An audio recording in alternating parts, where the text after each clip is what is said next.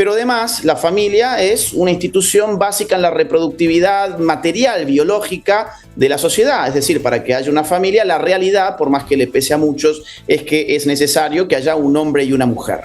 Digo, por más que le pese a muchos, porque evidentemente estas ideologías en boga suponen que hay algo llamado familias diversas, que serían todo menos una familia capaz de reproducir vida. Hace poco más de un año, la Corte Constitucional en este país habilitó abortos hasta la semana 24 de gestación inclusive. O sea, en este país uno puede matar a su hijo con 6 meses de gestación inclusive, pero lo que no puede, según la misma Corte Constitucional, es, por ejemplo, practicar la pesca deportiva, porque ha sido prohibida por los jueces de la Corte, en virtud de que, dicen los jueces, todavía no sabemos si el pez es un ser sintiente o no, y dado que podríamos estar ocasionándole algún daño al sacarlo del agua, tomarnos una foto con el pez y lanzarlo nuevamente al agua, pues entonces han determinado la prohibición de la pesca deportiva, pero bueno, uno puede matar a su hijo en gestación hasta la semana número 24 y con eso no hay ningún problema. Yo puedo salir hoy aquí a Barranquilla y preguntarle, por ejemplo, a la gente: oiga, ¿usted sabe qué es la cis-heteronormatividad? Y probablemente nadie me sepa decir qué es la cis-heteronormatividad. Pues bien, les cuento al público que este tipo de terminología es la que se utiliza en todos estos documentos internacionales a los cuales tenemos que acogernos por algún motivo que no nos es explicado todavía y que no es coincidente con un sistema democrático que tiene que responder a la voluntad del pueblo y no de élites apalancadas por organismos internacionales. Con lo cual, lo que estamos viviendo es un momento dramático donde no son los pueblos los que verdaderamente gobiernan. El caso de Petro, él no solamente habló de Javier Milei cuando él ya había ganado, sino que además Petro hizo campaña a favor de Sergio Massa y los corruptos kirchneristas. Esto tiene que quedar muy claro. Petro utilizó sus redes sociales para tratar de socavar la imagen de Milei durante las elecciones, no solo después de las elecciones.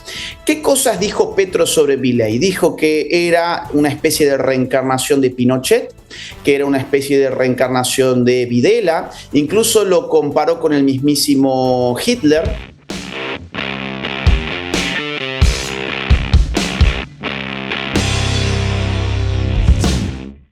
Hola, ¿qué tal? Los saludamos, bienvenidos, esto es Semana. Gracias por acompañarnos. Estoy segura de que ustedes saben de quién les hablo cuando les hablo de Agustín Laje, politólogo, escritor argentino, muy polémico con sus libros, va directo, derechito a la izquierda, pone su lupa. Y aquí lo tenemos hoy con nosotros en Semana. Bienvenido, Agustín, gracias por acompañarnos y por estar en Colombia. ¿Qué tal, Vicky? Bueno, gracias a ustedes por la invitación. Me gusta mucho lo que viene a hacer a Colombia, a Barranquilla específicamente, hablar de la agenda globalista que quiere destruir la institución familiar. ¿De qué se trata? Mire, se han dispuesto una serie de estrategias para avasallar una institución milenaria, que es la institución familiar, que es nada menos que la célula básica de la sociedad. Lo primero que se suele hacer es tratar de deconstruir el concepto de familia. Se trata de insertar en la sociedad la opinión de que la familia solamente es un rejunte de personas unidas por un vínculo de afecto y que nada más es necesario para constituir una familia, cuando milenios de historia muestran que eso no es así, que la institución familiar tiene una función reproductiva básica para mantener con vida el grupo social, y esa función reproductiva es tanto cultural como biológica. Es decir, en la familia reproducimos cultura en la medida en que la familia es la primera escuela del individuo. Allí se aprende a hablar, se aprende que hay un lenguaje, se aprende que hay usos, costumbres, valores, creencias. Allí el individuo aprende que hay otros y que tiene que aprender a vivir con los otros. Pero además, la familia es una institución básica en la reproductividad material, biológica de la sociedad. Es decir, para que haya una familia, la realidad, por más que le pese a muchos, es que es necesario que haya un hombre y una mujer. Digo, por más que le pese a muchos, porque evidentemente estas ideologías en boga suponen que hay algo llamado familias diversas, que serían todo menos una familia capaz de reproducir vida. Ese es el primer movimiento que hace la agenda globalista contra la familia. El segundo es demonizar a la figura del hombre, una figura muy importante para la institución familiar, que empieza a ser interpretada como la figura de la opresión. El hombre empieza a encarnar algo llamado masculinidad tóxica, que básicamente es cualquier atributo masculino y cae dentro de la definición amplia de masculinidad tóxica. Esto lo saben implementar muy bien los grupos feministas de nuestro siglo. En tercer lugar, empieza a demonizarse la función reproductiva de la mujer, o sea, la maternidad empieza a presentarse como el lugar de todos los males, de todos los pesares. Ser madre hoy es interpretado socialmente como opresión, como perder la posibilidad de estudiar, perder tu carrera profesional, perder tu vida. De la mano de esa idea viene, por supuesto, todos los paquetes abortistas que son enviados por organizaciones internacionales y que nosotros los acogemos con tanto ánimo en América Latina. De hecho, les puedo dar un ejemplo de aquí de Colombia para que ustedes vean hasta qué punto se está destrozando la idea de familia. Hace poco más de un año, la Corte Constitucional en este país habilitó abortos hasta la semana 24 de gestación inclusive. O sea, en este país uno puede matar a su hijo con 6 meses de gestación inclusive.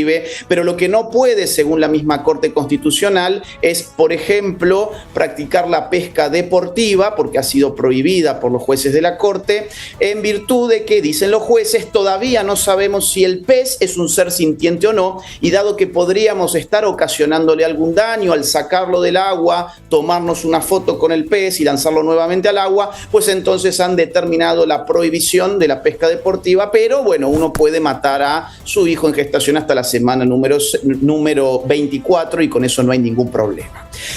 Todos y cada uno de los métodos con los cuales se va avasallando la institución de la familia es lo que yo voy a explicar hoy en la charla. Hay uno más, que es meterse contra los hijos de uno. Se meten sobre todo a través de las instituciones educativas guiadas por el Estado para confundirlos sexualmente a través de los currículos basados en ideología de género. Esto ha tenido una repercusión gigantesca en la región, ha generado un daño tremebundo. Ya tenemos datos, por ejemplo, de los Estados Unidos, donde en los últimos 10 años el transgenerismo en niños y adolescentes ha crecido un 4000%. Bien, esto no es gratuito, la confusión sexual de los niños en los colegios es real y parte de un paquete, insisto, de políticas públicas que han sido cocinados al nivel de los organismos internacionales y han sido bajados imperativamente a nuestras naciones. Ahora, miremos un poco detrás de toda esta hipótesis que usted maneja sobre esa estrategia para destruir la institución familiar, como usted lo llama. ¿Qué hay? ¿Por qué ese plan? ¿De quiénes? ¿Para qué? Bien, mire, la intención fundamental pasa por la variable natalidad. Naciones Unidas, que es de donde viene todo este paquete ideológico, ha determinado a partir de 1974 en adelante que era necesario, que era urgente disminuir la natalidad en el mundo. Ellos tienen la hipótesis de que estamos superpoblados y que necesitamos dejar de reproducirnos en la medida en que lo hacemos. La primera conferencia que dictó Naciones Unidas en este sentido fue en Bucarest en el año 1974. Reunió a más de 120 naciones del mundo y las quiso comprometer con un plan de acción para reducir la natalidad que ya contenía estos puntos que te estoy mencionando. En el año 1994, 20 años después, volvieron a hacer la misma reunión, pero esta vez en el Cairo, y allí tuvieron más éxito. De esa reunión salió, por ejemplo, un compromiso de las naciones a reducir la natalidad a través de una legalización completa de métodos de planificación de la familia que incluían ya el aborto en el pedido de Naciones Unidas en 1994. Esto ha seguido andando con el tiempo y desemboca en el año 2015 en la llamada Agenda 2030 de Naciones Unidas, que son 17 objetivos compuestos por 169 metas que todas las naciones del globo deben cumplir hasta el año 2030, o mejor dicho, hacia el año 2030. Entre otras exigencias está, por supuesto, el aborto, la aplicación transversal de la ideología de género, la difusión de los currículos basados en ideología de género y todo este tipo de, yo diría, absurdos que no tienen nada que ver con la forma de vida de nuestros pueblos. Yo puedo salir hoy aquí a Barranquilla y preguntarle, por ejemplo, a la gente: oiga, ¿usted sabe qué es la cis-heteronormatividad? Y probablemente nadie me sepa decir qué es la cis-heteronormatividad. Pues bien, les cuento al público que este tipo de terminología es la que se utiliza en todos estos documentos internacionales a los cuales tenemos que acogernos por algún motivo que no nos es explicado todavía y que no es coincidente con un sistema democrático que tiene que responder a la voluntad del pueblo y no de élites apalancadas por organismos internacionales. Con lo cual, lo que estamos viviendo es un momento dramático donde no son los pueblos los que verdaderamente gobiernan. Ahora, de todo esto surgen dos puntos. El primero, los argumentos en el caso del aborto, por ejemplo, aquí en Colombia, en la Corte Constitucional, principalmente hablan del derecho a la mujer a decidir sobre su cuerpo. ¿Dónde queda ese argumento jurídico? Bien, ese argumento es muy claro, es decidir sobre su cuerpo. Su cuerpo, por definición, no es el cuerpo que se está gestando dentro suyo. El cuerpo que se gesta dentro suyo tiene una autonomía genética ya conocida por la ciencia, tiene otro ADN, puede tener incluso hasta otro sexo, puede tener probablemente otro grupo sanguíneo, otro ritmo cardíaco. Es un cuerpo distinto que temporalmente necesita del cuerpo de la madre para gestarse allí dentro.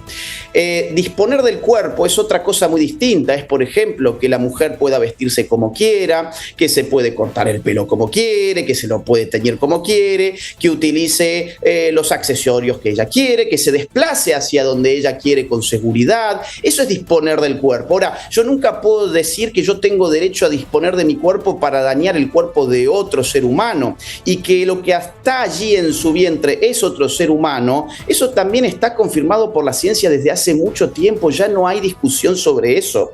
Entonces, esta interpretación de la Corte, que supone que la mujer tiene derecho a matar el cuerpo de otro ser humano, porque eso sería disponer de su cuerpo, es antojadizo y además eso va en contra de los tratados de derechos humanos, por ejemplo el de OEA, que respeta el derecho a la vida desde la concepción. Eso está clarísimo en la letra de nuestra Convención de los Derechos Humanos, el Pacto de San José de Costa Rica. Entonces la Corte al final hace una interpretación, a mi juicio antojadiza, pero coincidente con las ideologías en boga. Sí. El otro argumento, por supuesto, es que al inicio de la vida, yo le confieso que yo sí creo, yo soy mamá de 2 niños. Y desde el primer instante, recuerdo la primera vez que estuve embarazada y me di cuenta a los 20 días con la prueba casera. Y yo le empecé a hablar al bebé y me morí de amor y le prometí para siempre estar con él en la vida y en la muerte, después de la muerte. Sin embargo, el otro argumento tiene que ver, jurídico, tiene que ver que no reconocen esa primera vida, que yo le repito, yo sí creo en esa primera vida, pero el argumento jurídico es que ahí no hay un ser humano, que ahí hay como una cosa, para resumirla de una manera clara. Sí, mire, lo que ellos tendrían que explicar entonces es a qué especie pertenece esa cosa que se está desarrollando, que está viva, que se multiplica celularmente. Tienen que explicarnos, por ejemplo, contra toda la teoría celular, de qué manera 2 células de una especie se están reproduciendo como una célula de la misma especie. Sabemos hace mucho tiempo ya que 2 células de una especie no se pueden reproducir como una célula de otra especie. Entonces ellos van a tener que refutar gran parte de todo el conocimiento biológico que se ha acumulado con el tiempo y explicarnos en todo caso, o bien a qué especie pertenece eso que se desarrolla como ser humano y en qué medida puede desarrollarse como ser humano si no lo es en un primer momento. Eso es una explicación que tendrán que dar y que no creo que la puedan dar. O de otro modo tendrán que explicarnos, la otra alternativa es que aquello no tiene ninguna especie. Pues entonces van a tener que explicarnos por qué se desarrolla con el ADN humano aquello que no tiene pertenencia a la especie humana. y van a tener un gran problema para explicarnos en qué momento aparece entonces el ADN humano, que no sea el momento de la concepción.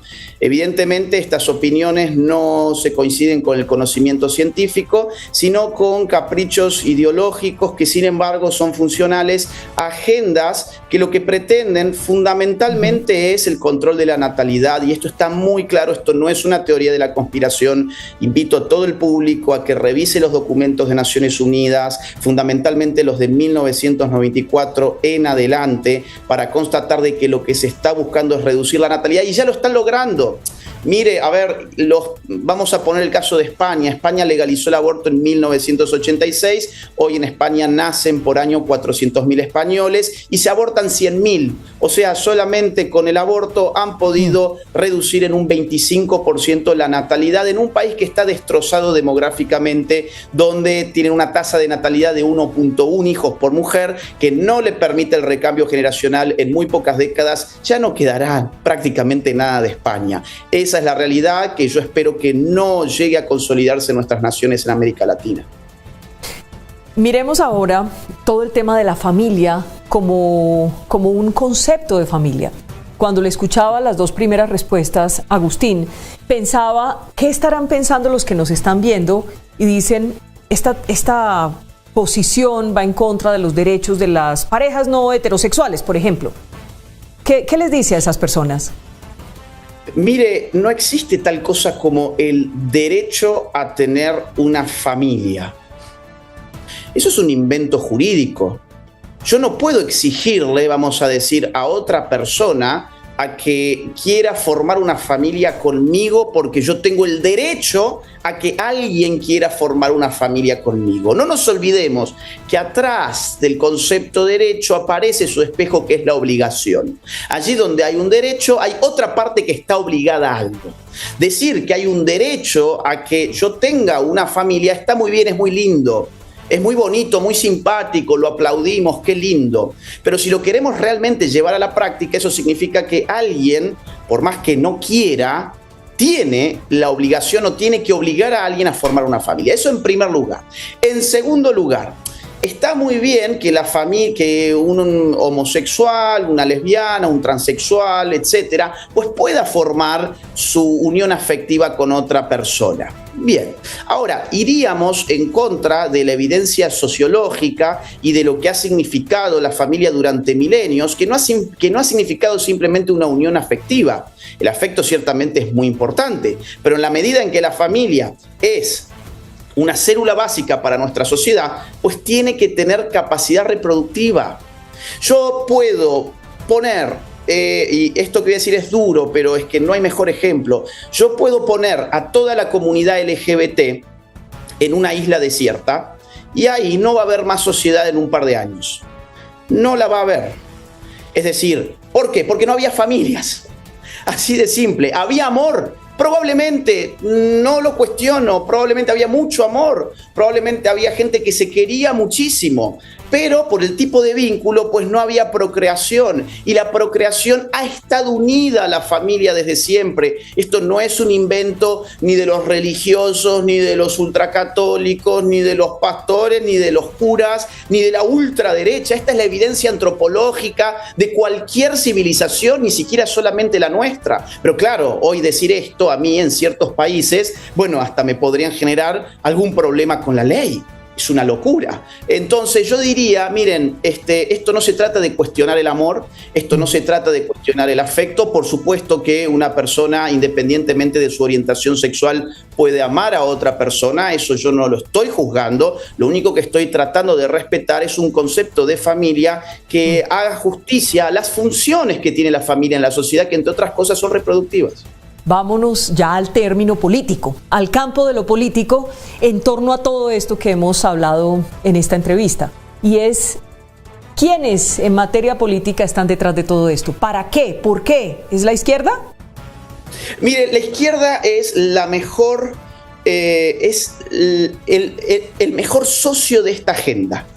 La izquierda es el mejor socio de esta agenda porque en la segunda mitad del siglo XX, la izquierda vio sus esperanzas fraguarse, vio que sus esperanzas naufragaban. Sus esperanzas dependían de la agudización de las contradicciones económicas, fundamentalmente en términos de clases sociales. O sea, la izquierda necesitaba que las clases obreras hicieran su revolución. La izquierda dependió en gran parte del siglo XIX y la primera mitad del siglo XX de algo llamado obreros. La idea era: el obrero va a hacer la revolución. Aquí en América Latina se incluía también a los campesinos y en otros lugares como partes de Asia también, pero fundamentalmente la teoría era que los obreros más los campesinos iban a derrocar al sistema capitalista. A partir de la segunda mitad del siglo XX ya se empieza a ver que el capitalismo es tan fuerte, genera tanta riqueza, que no están comprando los obreros la tesis de que ellos tienen que entregar su vida por la revolución. Empiezan a darse cuenta que más que cambiar el mundo, los obreros quieren cambiar el automóvil, y cada vez lo pueden hacer más en donde el capitalismo más ha avanzado. Con lo cual la izquierda se queda huérfana y empieza a darse cuenta que necesita parasitar de otras contradicciones sociales. Allí aparece esta unidad entre agenda globalista y partidos y movimientos de izquierdas, donde básicamente esta es la lógica. Mire, usted ha perdido al obrero, usted ya no le puede hablar al obrero porque el obrero no le hace caso, pero ¿por qué no le empieza a hablar al homosexual? Ah, bueno, pero usted lo fusilaba al homosexual, lo fusilaba en la Unión Soviética, en Cuba lo mandaba al homosexual a campos de concentración dirigidos por el mismo Ernesto Che Guevara, como la península de Guanacabibes, por ejemplo, donde recluían a homosexuales para reformarlos sexualmente. En la China maoísta castraban homosexuales y si reincidían los fusilaban. Pero bueno, olvidemos toda esa historia. A partir de ahora usted, militante de izquierdas, va a ser el representante de la comunidad LGBT. Y la comunidad LGBT, que lamentablemente en general no se ha puesto a reparar en estas cuestiones que estoy mencionando, empezó a abrazar también esos paradigmas de izquierdas porque se sintió representada por toda esta militancia.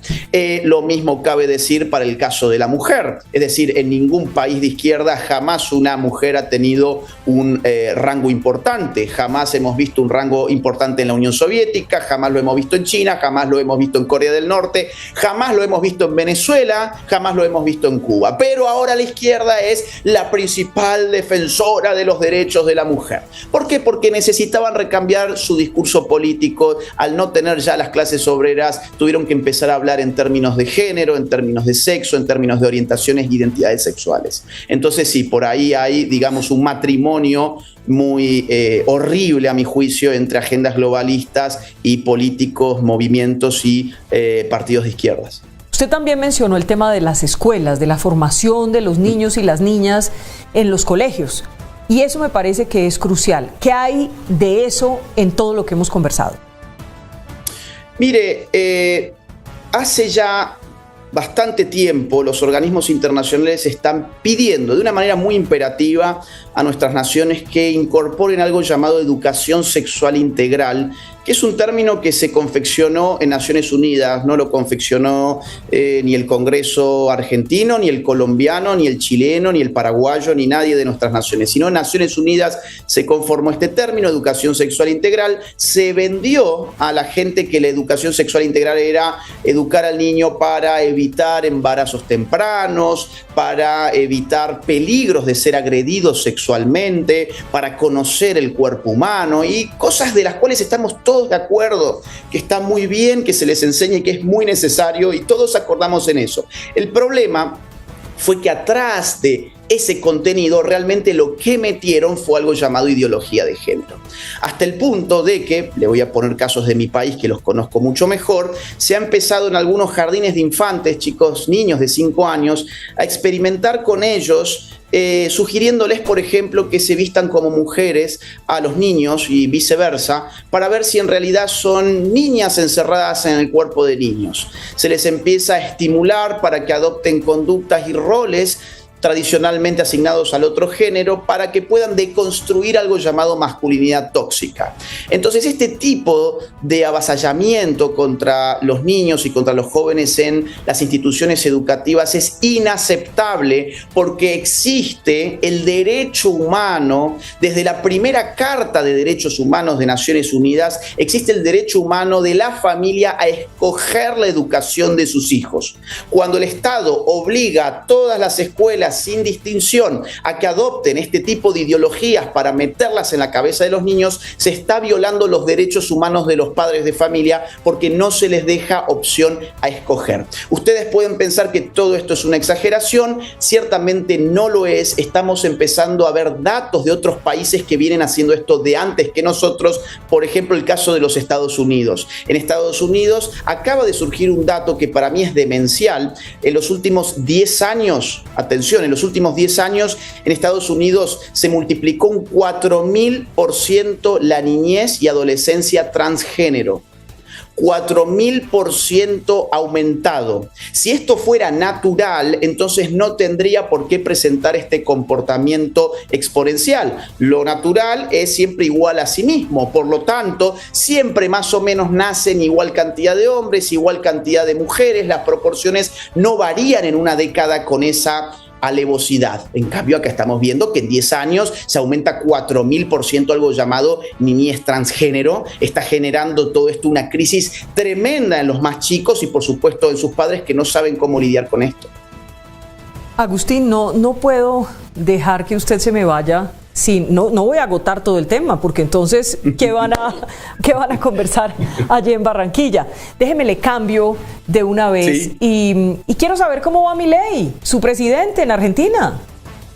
Mire, Milei va excepcional, y esto no lo digo yo, lo dicen las propias encuestas de opinión, los sondeos llevados adelante por agencias que ni siquiera son simpatizantes del gobierno, están mostrando que la imagen de Javier Milei no se ha caído un ápice, a pesar de haber llevado adelante el ajuste más gigantesco de la historia.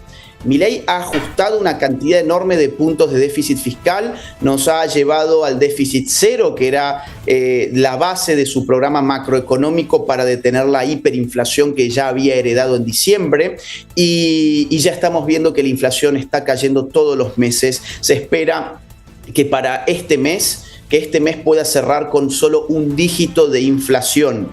Para que usted se dé una idea, el mes de diciembre, que es cuando a Milei le entregan el gobierno, ese mes registró cerca de 25 puntos de inflación, 25%. El último mes que se midió, que fue el mes de marzo, la inflación ya estaba en 11 puntos, o sea, menos de la mitad. La gente está haciendo un enorme esfuerzo, por supuesto, pero tiene mucha esperanza y continúa apoyando al gobierno a pesar de haber pasado los 100 días, que se supone en ciencia política que más o menos la luna de miel con un gobierno dura aproximadamente 100 días. Cuando Gustavo Petro, en este país, después de 100 días, se cayó 10 puntos, su imagen se cayó y desde entonces no ha parado de caer, porque si uno ve hoy también las encuestas de opinión en Colombia, se ve la pérdida de apoyo que ha sufrido Gustavo Petro. En el caso de Milei es al revés. En el caso de Milei se ha mantenido después de los 100 días todo el apoyo que él tiene, y más aún, hay una consultora que no es nada mileísta, lo aclaro, CB Consultores, que ha hecho un experimento para saber si Milei hubiera podido ganar la primera vuelta electoral si esas elecciones se celebraran el día de hoy. Y vaya sorpresa nos hemos dado todos, que efectivamente si hoy se realizaran las elecciones en Argentina, Javier Milei no tendría que pasar a la segunda vuelta. Es muy probable que podría ganar en primera vuelta, y esto habla a las claras sobre la popularidad de Milei. ¿Qué ha sido determinante en lo que ha hecho Milei? ¿Qué ha sido determinante en Argentina? Porque veíamos, por ejemplo, el Fondo Monetario Internacional calificarlo como que había sido extraordinario lo que había hecho. El mismo Fondo Monetario Internacional. Entonces le pregunto, ¿qué ha sido? ¿Qué ha sido el éxito? ¿Qué ha sido la clave?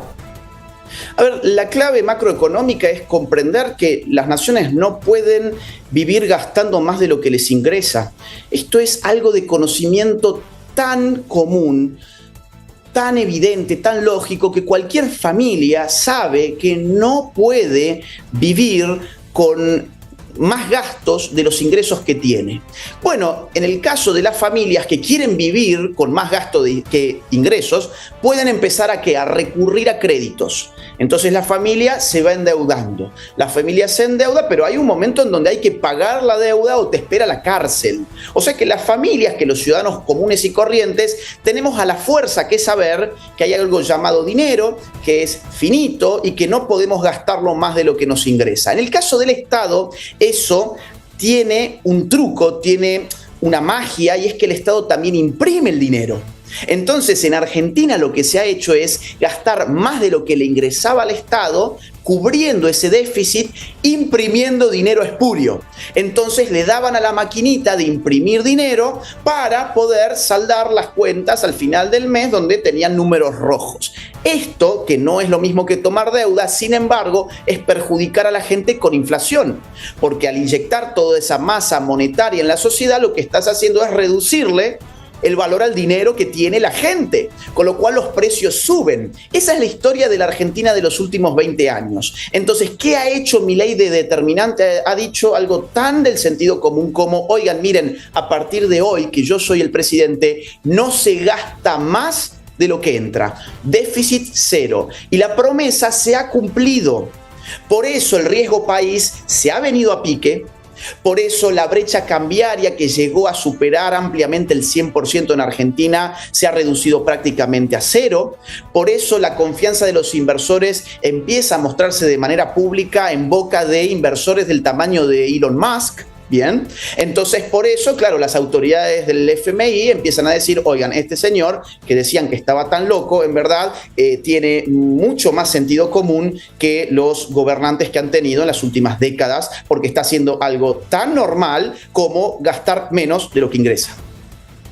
Agustín, ¿qué ha pasado con esas peleillas que ha tenido Milei?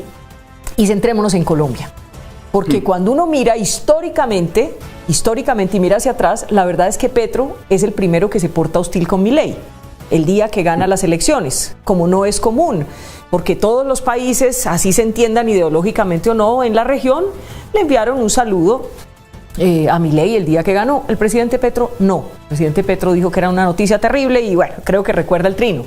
Y ahí empezó un roce y una hostilidad entre los dos al punto que Milei le ha dicho de todo, hasta misa. ¿Qué pasa ahí? Acá hay dos partes, una que empieza la gresca y que además miente, y la otra que responde pero dice la verdad. En el caso de Petro, él no solamente habló de Javier Milei cuando él ya había ganado, sino que además Petro hizo campaña a favor de Sergio Massa y los corruptos kirchneristas. Esto tiene que quedar muy claro. Petro utilizó sus redes sociales para tratar de socavar la imagen de Milei durante las elecciones, no solo después de las elecciones. ¿Qué cosas dijo Petro sobre Milei? Dijo que era una especie de reencarnación de Pinochet, que era una especie de reencarnación de Videla, incluso lo comparó con el mismísimo Hitler.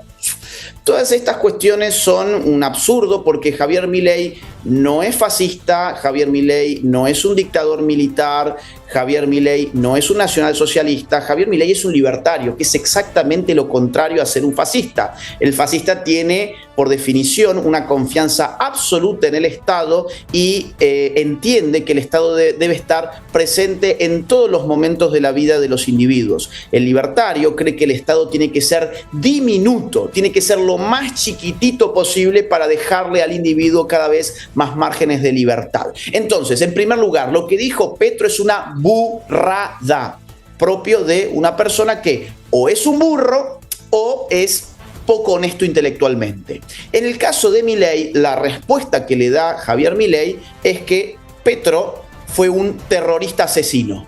Bueno, uno puede decir, quizás no fue oportuno, no fue diplomático, no fue apropiado tratarse en esos términos entre jefes de Estado, eso es opinable. Ahora, lo que dijo Javier Milei, a diferencia de lo que dijo Petro, es verdad. Es decir, el señor Gustavo Petro participó en una organización terrorista que se dedicaba a secuestrar y asesinar a hermanos, o sea, a colombianos, y por lo tanto, pues, el calificativo es totalmente cierto. A ver, a menos que Petro pueda demostrar, cosa que ha hecho exactamente lo contrario, que él no pertenecía a organizaciones terroristas, pues entonces el calificativo de terrorista es exacto. Puede que hoy no pertenezca a una organización terrorista, ciertamente hoy no pertenece. Ahora, ha pertenecido a organizaciones terroristas, eso está documentado, incluso hay videos de Petro dando conferencias de prensa con los logotipos de fondo de la organización terrorista a la que pertenecía. Y además él mismo, en entrevistas que yo he visto, que están subidas en internet, ha confesado que ellos fueron entrenados en Cuba. O sea, fueron entrenados por un régimen criminal basado en terrorismo de Estado, responsable de masacres, matanzas, torturas, exilios, violaciones sistemáticas a los derechos humanos. Con lo cual, insisto, lo que dice Javier Milei puede ser inoportuno, puede no ser diplomático, puede ser no apropiado para el trato entre jefes de Estado, pero hay que decir la verdad, y esa es la verdad. Y miremos ahora a Colombia, Agustín. Y lo digo porque usted siempre ha sido, digamos, un crítico de lo que está ocurriendo en el país. Ya llevamos casi 2 años de gobierno del presidente Gustavo Petro y básicamente está lográndolo todo, para ser honestos.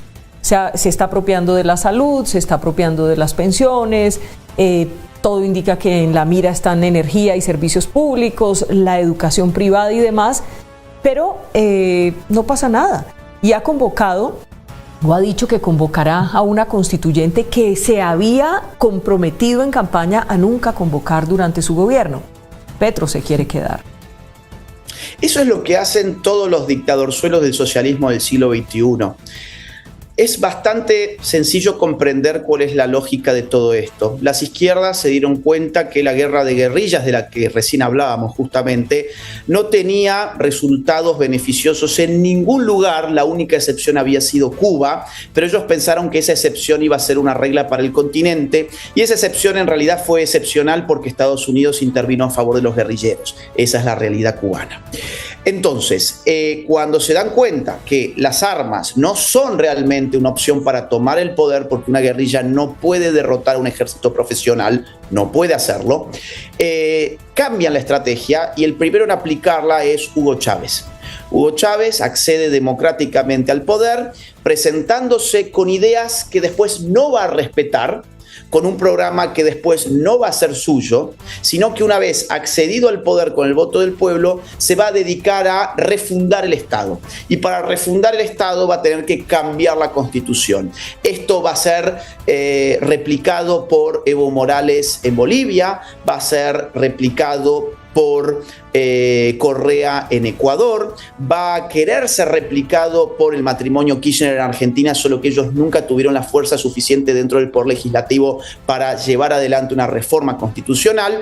Pero Petro, yo creo que está dando manotazos de ahogado. Yo no creo sinceramente que tenga tanta fortaleza política hoy como para poder consumar esa reforma. De hecho, veo que la opinión pública hoy no es favorable a Gustavo Petro, pero en sus manotazos de ahogado por lo menos parece que lo va a intentar. A mí no me llama la atención que sea un mentiroso. Esta gente llega donde llega precisamente porque miente. Lo que sí me llama la atención es que hoy veo que en Colombia hay mucha gente desencantada con un proyecto político, pero no se llega a ver todavía, hasta donde yo avisoro por lo menos, que haya alternativas muy claras. Veo que la oposición está fragmentada, veo que los liderazgos políticos todavía no coagulan, por lo menos no como han hecho en otros países como Chile, donde apareció la figura de José Antonio Kast, en el caso de Argentina la figura de Javier Milei, en el caso de El Salvador la figura de Bukele. Yo todavía no llego a visorar eso lamentablemente por aquí, pero sí creo que hay que tratar de detener a esta intentona por acceder conforme a los instrumentos de la democracia para después destruir la democracia. Esa es la lógica del socialismo del siglo XXI. Ya no accedemos con las armas, accedemos con las urnas, pero una vez en el poder nos dedicamos a tirar la escalera por la cual hemos subido para que nadie más pueda en algún momento subir y sacarnos a nosotros. Esa es la historia de Venezuela, por ejemplo, en este momento, que seguimos hablando de Nicolás Maduro y que no por nada Nicolás Maduro es uno de los principales socios políticos de Gustavo Petro. ¿Y Estados Unidos? ¿Cuál es el papel de Estados Unidos en medio de todo esto, de lo que pasa en Colombia, en Venezuela, lo que está pasando en varios países de América Latina, en Nicaragua y demás? ¿Cuál es el papel realmente de Estados Unidos? Depende quién gobierne. esta gestión demócrata de Joe Biden ha sido especialmente beneficiosa para los dictadorzuelos del socialismo del siglo XXI. Las relaciones con Venezuela no solamente se han reanudado, sino que además han liberado a presos que estaban en los Estados Unidos vinculados a la familia de Maduro. Lo mismo respecto de Cuba. Es decir, yo te diría, Vicky, depende quién gobierne, y eso se va a saber muy pronto, en noviembre de este año, donde Donald Trump tiene la delantera actualmente, por lo menos en las encuestas, donde un Joe Biden senil, más para un geriátrico que para la Casa Blanca, no genera absolutamente ningún entusiasmo, ni siquiera en su propio electorado, y donde un Donald Trump que le han tratado de llevar adelante un sinfín de causas judiciales para tratar de sacarlo de carrera, parece que su carrera está más veloz que nunca, con lo cual hay posibilidades de que Donald Trump gane las elecciones, y si ese es el caso, pues los socialistas del siglo XXI van a encontrar en Estados Unidos ya no un aliado parcial, como han visto hasta ahora con Biden, sino un enemigo político. Ya hemos visto además a Donald Trump reunirse con Javier Milei. Hemos visto a Donald Trump en los mismos eventos que Bukele, y estoy mencionando dos de los presidentes latinoamericanos que probablemente sean los principales enemigos de Gustavo Petro en este momento, con lo cual, si pensamos en términos de Colombia, no creo que el señor Trump tenga mucha afinidad a Petro, y no creo que le vaya a tender ninguna ayuda. Pues Agustín, qué gusto poder conversar con usted, qué gusto poder hablar. Seguramente esta entrevista va a generar mucha polémica. Lo van a cascar, pero también me van a cascar. Nos van a cascar. Mire, Vicky, yo estoy acostumbrado, es decir, hoy decir la verdad es peligroso.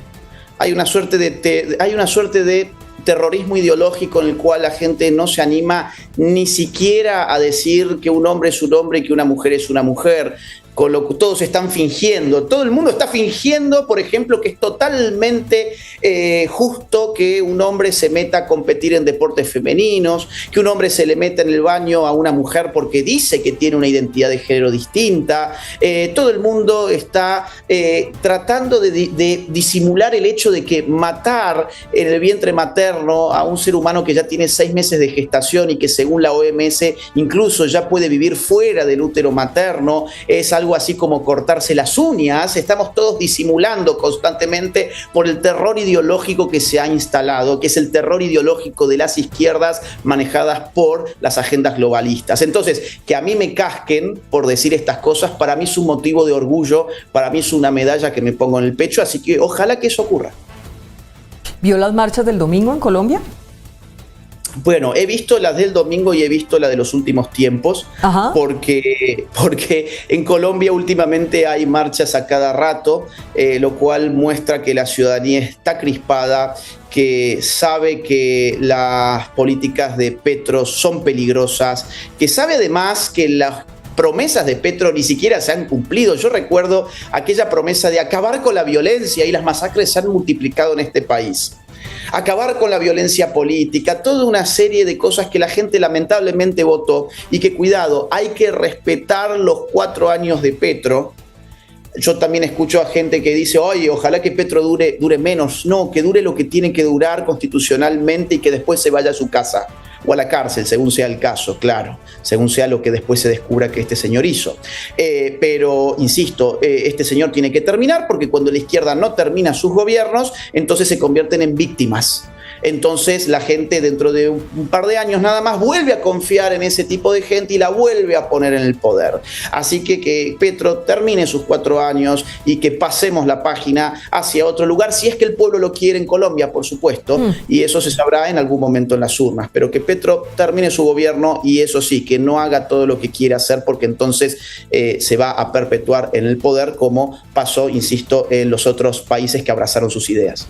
Ahora, hay una cosa real, Agustín, y es que los mandatarios como Petro, o sea, Petro está haciendo y logrando todo lo que se ha propuesto en su plan, porque también se han arrodillado ante él empresarios, ricos y demás. O sea, esto no lo hace solo.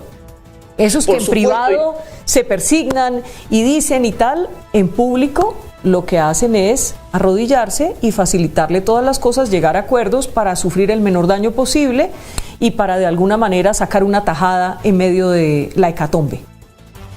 Vicky, yo creo que las urnas hablan a menudo sobre las virtudes o las decadencias de los pueblos. Voy a poner el caso brasilero un segundo. En Brasil se anuló el fallo que condenaba por corrupto a Lula da Silva y lo anularon sus amigos de la Corte Suprema. No porque se haya descubierto que en verdad Lula no era un corrupto, sino porque había un problema en el código postal de la jurisdicción que tomó el caso de Lula, o sea, por un tema totalmente formal. Se anuló el fallo y el pueblo terminó votando a un corrupto.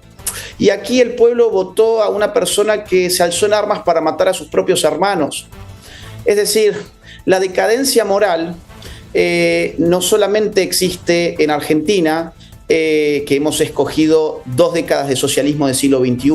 A diferencia de ustedes que llevan 2 años y un poquito más, nosotros tuvimos 2 décadas de socialismo del siglo XXI. No solamente existe en el Brasil, que escogen a un corrupto, sino que también existe aquí en Colombia, que han elegido a una persona que integraba organizaciones terroristas. Entonces, a mí no me sorprende lo que me estás diciendo de que el sector privado muchas veces se arrodilla ante Petro y que más aún tiene apoyos no solamente del sector privado en este país, sino además tiene el apoyo de grandes multimillonarios del sector globalista. Hace muy poco tiempo tuvo lugar una reunión entre Alexander Soros, y la gente del gobierno de Petro. Esto es gravísimo. Es decir, estamos hablando del hijo de George Soros, que se ha hecho cargo de Open Society Foundations, la fundación con la cual Soros ha entregado más de 18.000 millones de dólares en los últimos años en campañas de izquierdas, en movimientos progresistas, en agendas globalistas. Bueno, ahora se sientan con el funcionariado de Gustavo Petro a hablar, vaya a saber uno de qué. Claro que Petro tiene apoyos dentro de Colombia de sectores que tienen dinero y tiene apoyo fuera de Colombia de sectores que todavía tienen más dinero. ¿Quién está entre medio? El pueblo. Pues entonces es el pueblo el que tiene que salir a las calles y manifestarse como lo ha hecho recientemente. Agustín, pues un abrazo. Ya no lo detengo más aquí. Un abrazo y estamos muy atentos a usted allí en Barranquilla. Un gran abrazo, Vicky. Gracias por el espacio y por el diálogo. Hasta la próxima. Chao, chao. Chao, chao.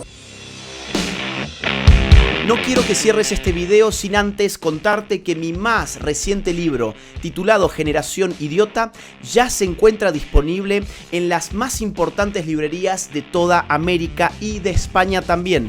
Además, podés encontrarlo a través de Amazon en el link que te dejo en la descripción de este video. Mi trabajo se financia única y exclusivamente a partir de las donaciones libres y voluntarias de aquellos que valoran mi trabajo.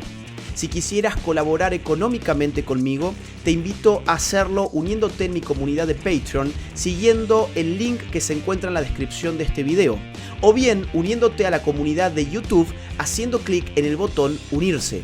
Si no pudieras colaborar económicamente, no te preocupes, hay muchas otras formas de ayudar. Por ejemplo, difundiendo este video, poniéndole like, dejando tu comentario, suscribiéndote a este canal y activando la campanita.